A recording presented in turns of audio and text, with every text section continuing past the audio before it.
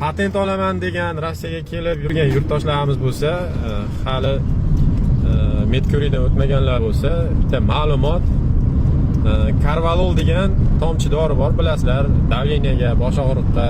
Shu narsani ichmanglar iltimos. Shu narsaga qattiq olyapti.